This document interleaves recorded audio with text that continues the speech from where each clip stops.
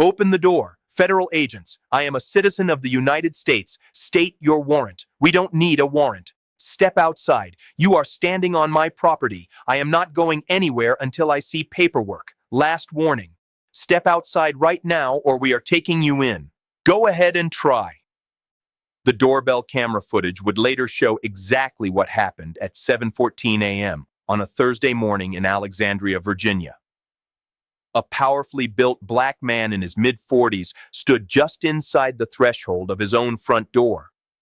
He was wearing a gray t-shirt and sweatpants, a cup of coffee still steaming in his left hand. He had just come off a night shift. He was home. He was in his own house. He had done absolutely nothing wrong.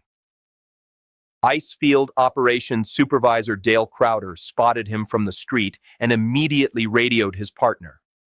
Something about a black man standing in a doorway of a house in a predominantly white neighborhood triggered a decision that Crowder should never have made. He and his partner, Agent Travis Holloway, walked up the path with their hands on their radios, their body language broadcasting aggression before they had spoken a single word. What Crowder and Holloway did not know, what they had not bothered to find out before walking up that driveway, was that they had just made the worst mistake of their entire careers.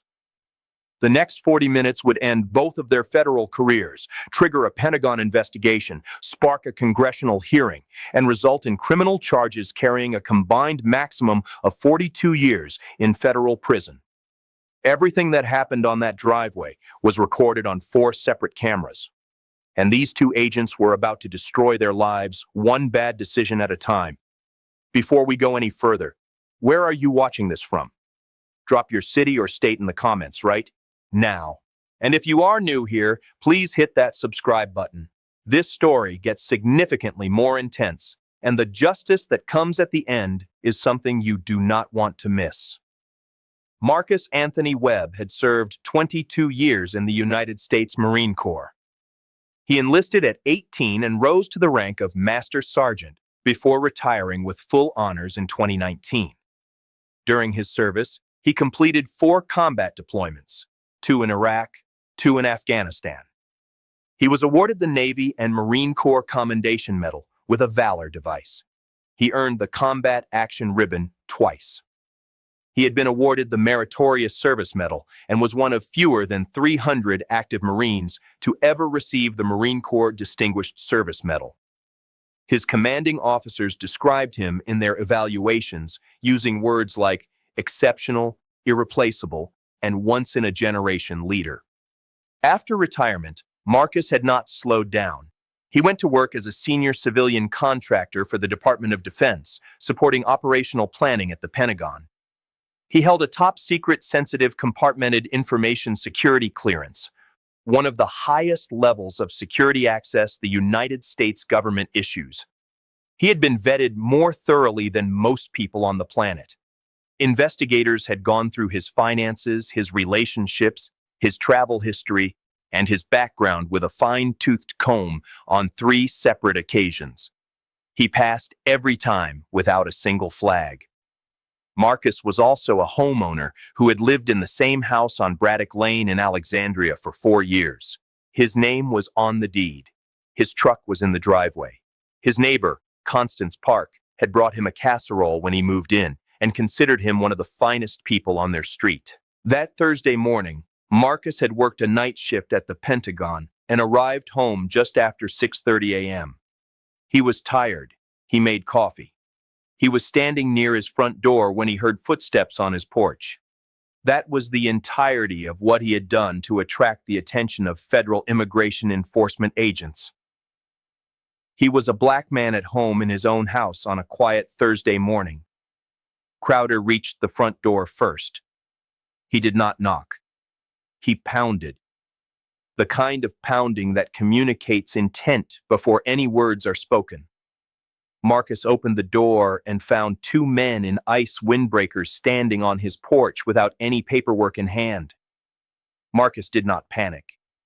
22 years in the Marines had taught him to stay calm in situations far more dangerous than 2 agents at his door.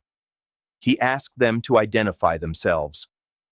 Crowder flashed his credentials for roughly half a second and announced they were from ICE and needed to speak with him. Marcus noted the time on the clock above his door and asked what this was about. Crowder's first substantive question was not about any suspected violation. It was not a request to verify his identity or confirm his residency. Crowder looked at Marcus and asked him directly what he was doing at this address. The question landed like what it was, an accusation dressed up as procedure. The implication was not subtle. The assumption was naked and disgusting. Marcus had been a federal employee for 4 years, a decorated veteran for 22 years before that, and a resident of this exact address for every single day Crowder was apparently unaware of. He was standing in his own doorway holding his own coffee in his own home. Marcus kept his voice even. He told Crowder that he owned this home and lived here. He offered to show his driver's license, which listed his name and this address. Crowder ignored the offer. He told Marcus to step outside. Marcus did not comply with that request, and he was within his full legal rights not to. The Fourth Amendment does not evaporate because someone wears a government windbreaker. He calmly told the agents that they were standing on his private property, that he was not going to step outside, and that if they had a warrant, he would like to see it. Crowder had no warrant. He did not have reasonable suspicion. He did not have probable cause. He had a black man standing in a doorway in a neighborhood where Crowder had apparently decided black men did not belong, and he was trying to manufacture the authority to act on that assumption. Agent Holloway had been silent up to this point, standing slightly behind Crowder and recording the scene on his phone, which was against agency protocol and which would later become a significant piece of evidence used against him. He stepped forward now and asked Marcus if anyone else was in the house. Marcus told him that was not a question he was going to answer without seeing a warrant. Crowder's jaw tightened.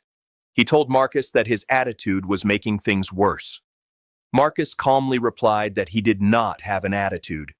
He had rights. Across the street, Constance Park had heard the pounding on the door from her kitchen and looked out her window. What she saw made her set down her coffee cup and pick up her phone. She would later tell investigators that the posture of the two agents immediately concerned her. They were standing too close to the door. Their body language was aggressive.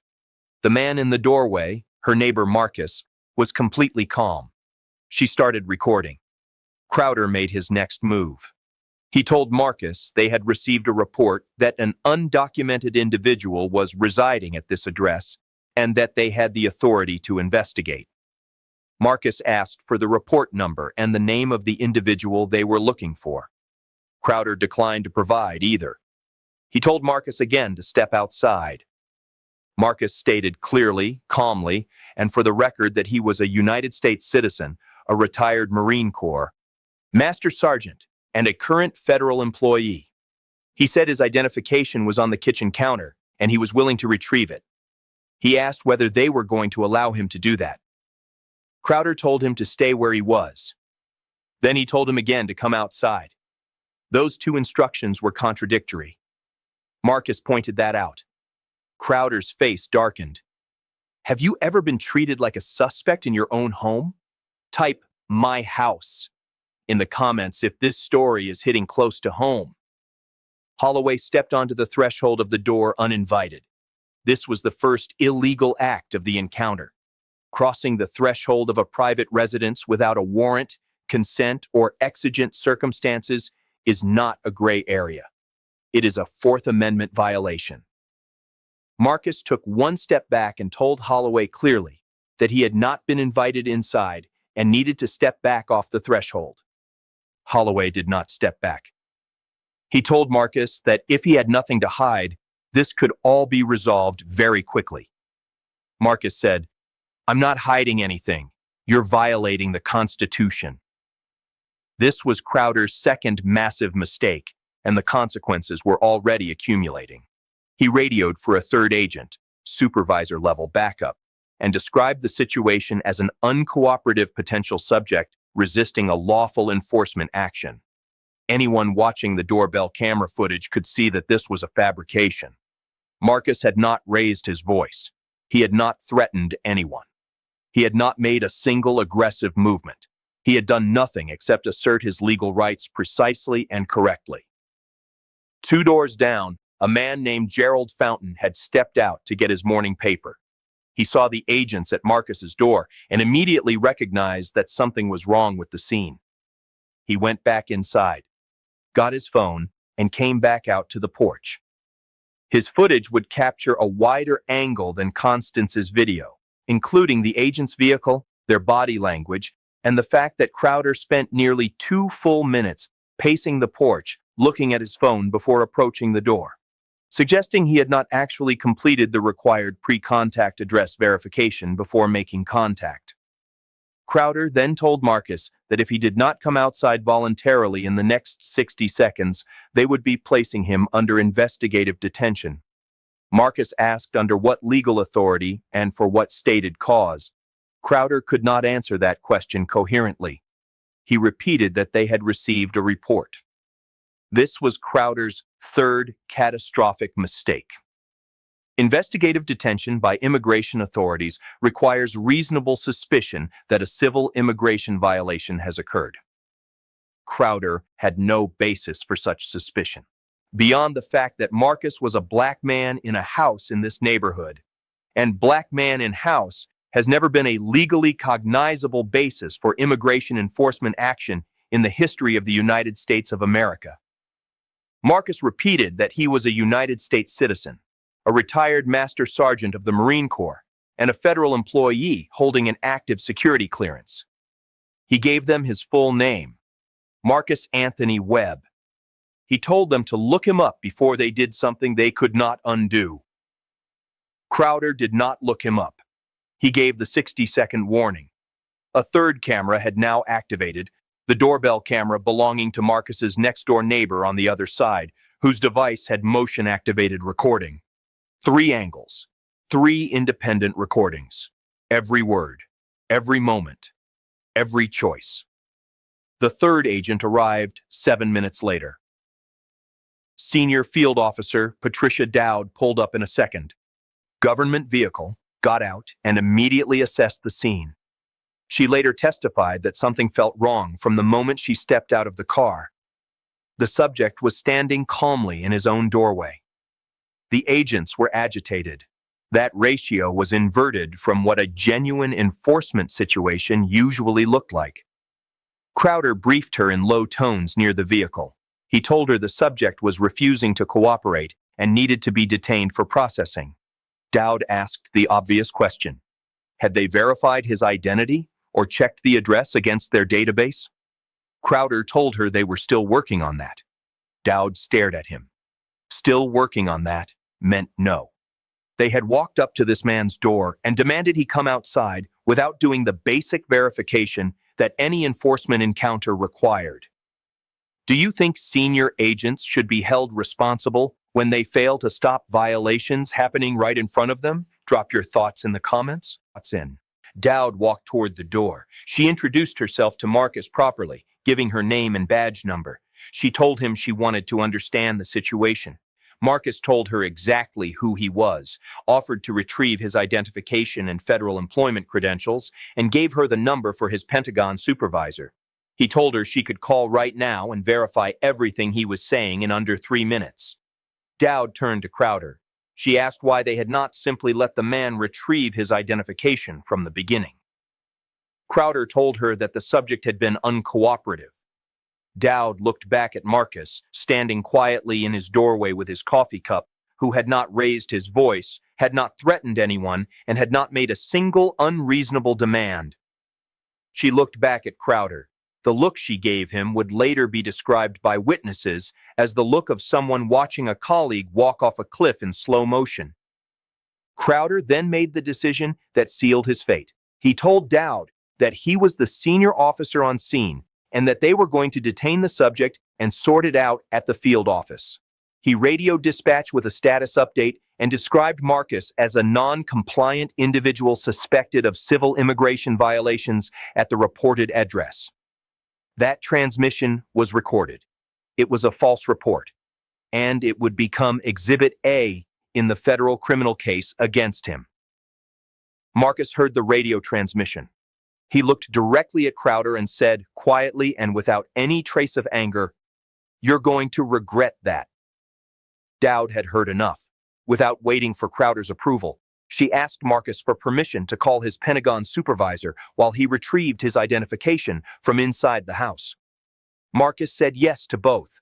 He went to the kitchen counter, came back with his driver's license and his Department of Defense employee badge, and handed them to Dowd.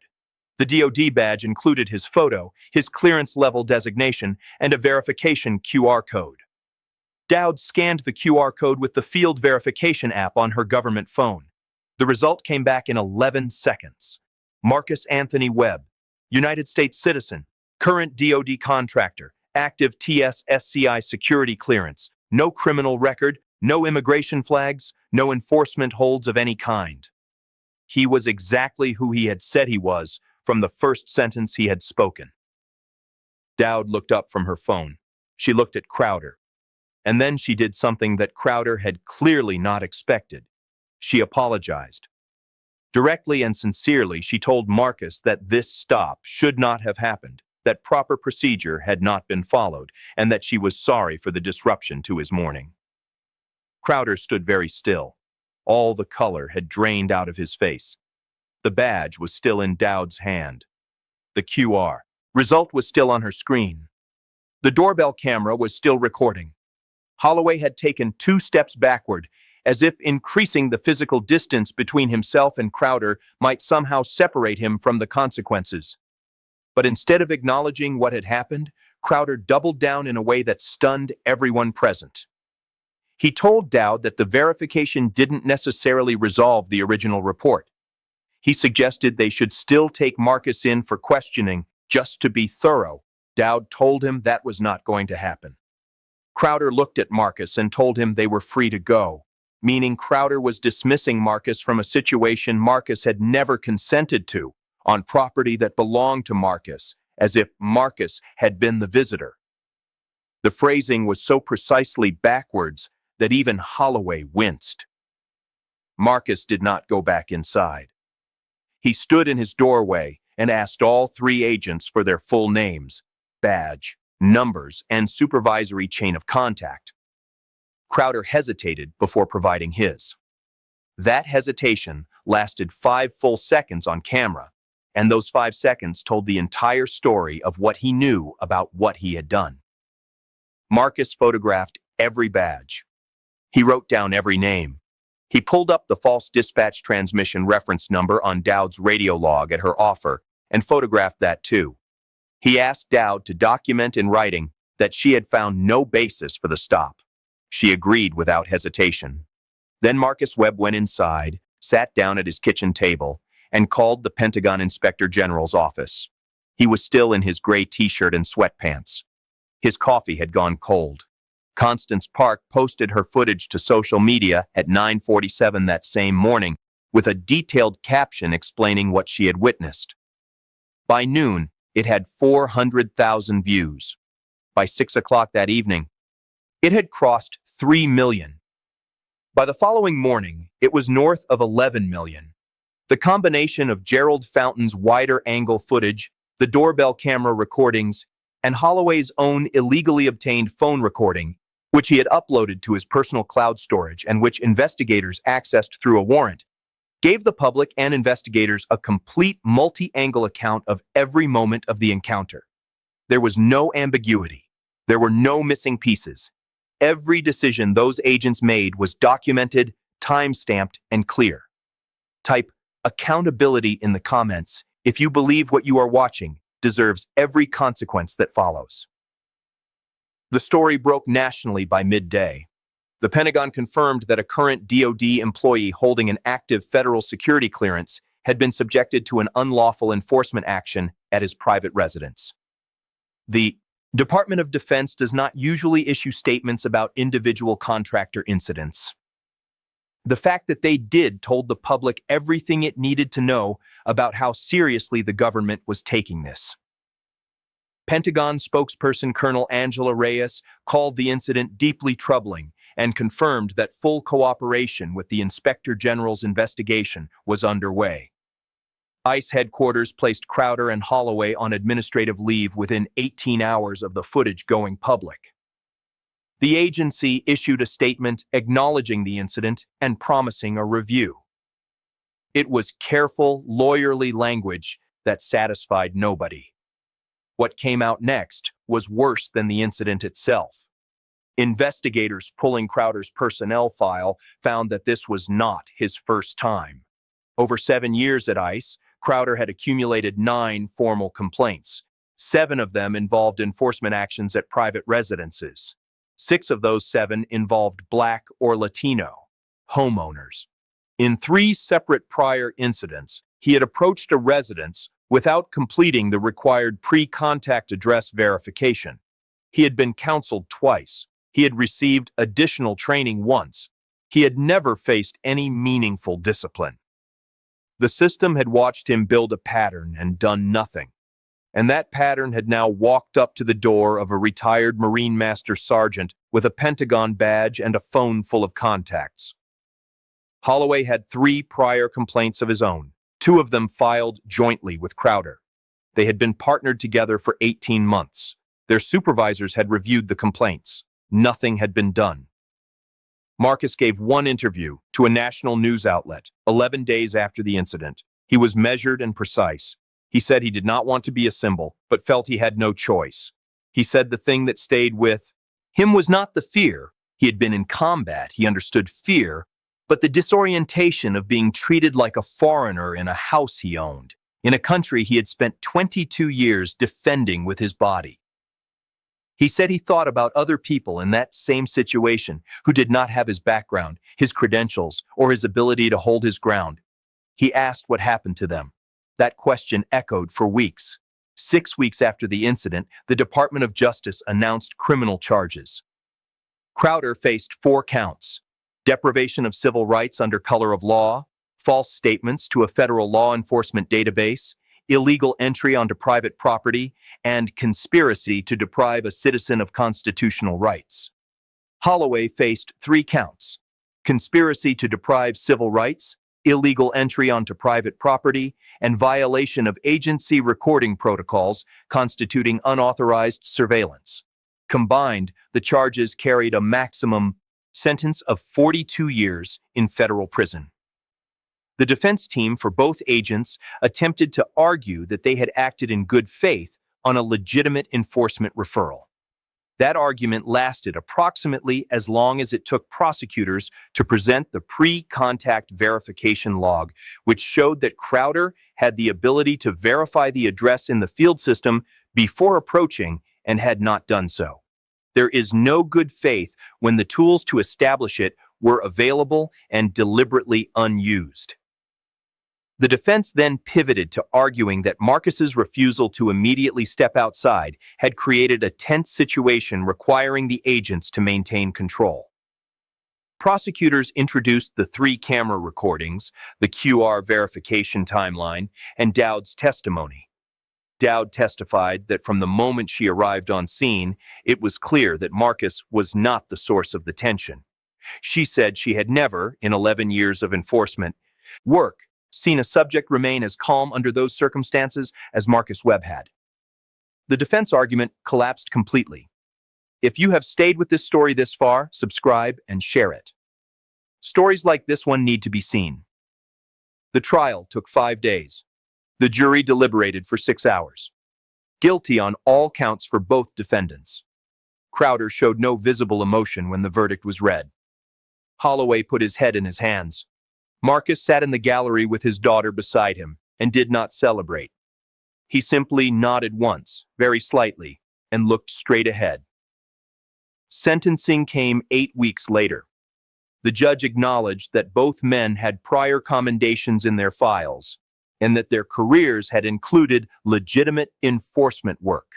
He then said that those facts could not outweigh what the evidence showed: a pattern of targeted, racially motivated enforcement action against Black homeowners culminating in an illegal detention attempt against a man who had spent over 2 decades serving the country those agents were supposed to represent. Crowder received 30 months in federal prison, 4 years of supervised release, and a permanent bar from any federal employment or law enforcement position. Holloway received 18 months in federal prison, 3 years of supervised release, and the same permanent bar. Both were ordered to pay civil penalties totaling $85,000 combined, with additional amounts to be determined by civil proceedings. Both lost their federal pensions. Everything they had built over the course of their careers was gone in 6 hours of jury deliberation. The civil lawsuit Marcus filed against the agency settled for an amount reported by multiple sources to be in the range of $1.2 million. The settlement also included specific behavioral and procedural requirements attached to the agency's district operations. The taxpayers of the United States funded that settlement because 2 agents could not be bothered to press a button and verify an address before walking up to a man's front door. Dale Crowder was 44 years old when he was sentenced. He had spent 16 years in federal law enforcement. He would never work in that field again, and with a felony conviction, his employment options in most professional sectors were severely limited. He had also, by the time of sentencing, lost his marriage. His wife had filed for divorce 3 months after the verdict. His personal life had fractured under the weight of choices he had made over years, while a broken accountability system failed to correct him. These were not things Marcus had asked for or wished on him. They were the natural and predictable results of those choices. Travis Holloway's 18 months of incarceration effectively ended the career he had built. He moved out of the area after sentencing and found work in a non-law enforcement private sector role. The version of his future he had planned for no longer existed. ICE headquarters undertook a mandatory review of all enforcement actions in the district going back 5 years. That review identified 9 additional incidents flagged for further investigation, 4 of which resulted in internal disciplinary proceedings, and 2 of which resulted in additional terminations. The 2 supervisors who had reviewed Crowder and Holloway's prior complaints without escalating them also faced consequences. One was demoted. One was placed on a performance improvement plan with a 1-year probationary period.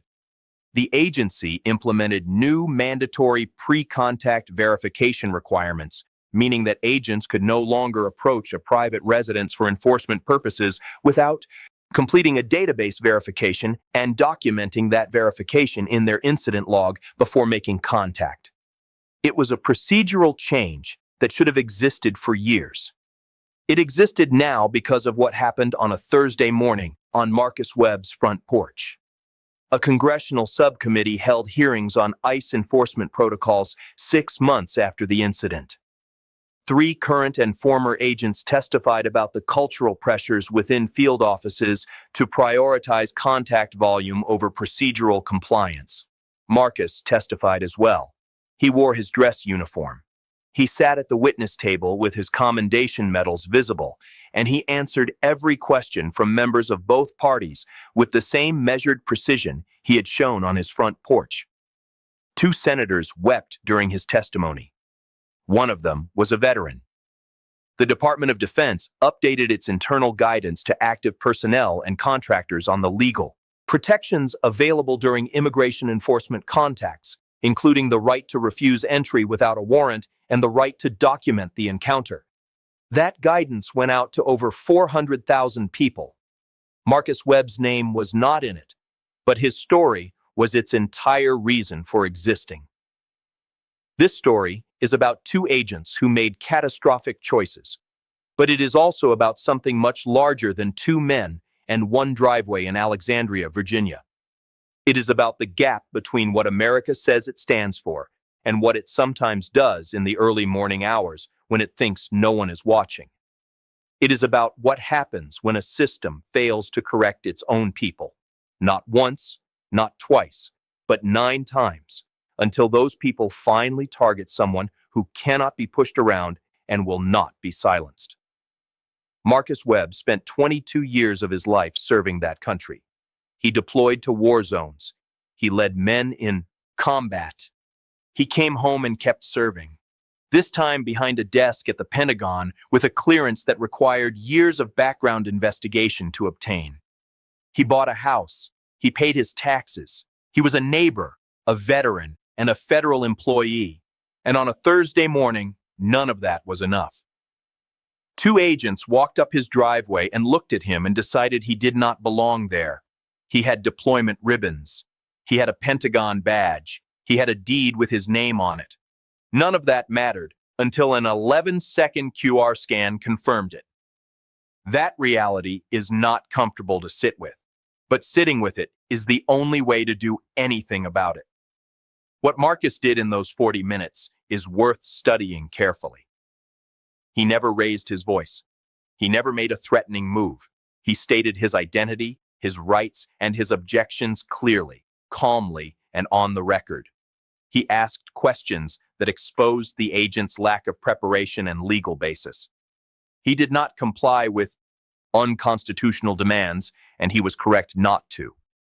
The moment the encounter ended, he immediately began building accountability.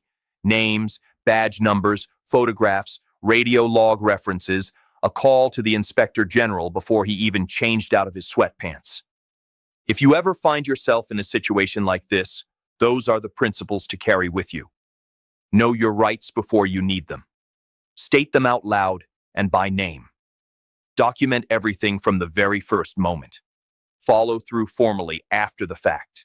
You are not just protecting yourself when you do those things. You are creating a record that protects the next person and the person after that. Dale Crowder walked up that driveway and saw a black man and made a judgment in under a minute. He thought he had all the power. He thought Marcus had none. He thought he could cross that threshold, manufacture a detention, file a false report, and walk away clean, because that was what 9 complaints and 0 real consequences had taught him to believe about himself and about the world. He was wrong, and the cost of being that wrong was everything. 30 months in federal prison, a career erased, a pension gone, a marriage over, and a name attached permanently to a case study in exactly what not to be. Justice does not always come, but this time it did. And it came because one man stood in his own doorway and refused to move. Thank you for watching this all the way through. It means something that you stayed. Make sure you are subscribed so you do not miss the next story. There are more like this one, and they all need to be told. What part of this story hit hardest for you? Was it the encounter itself, the pattern that got ignored for years, or the moment Marcus pulled out that Pentagon badge? Let me know in the comments below.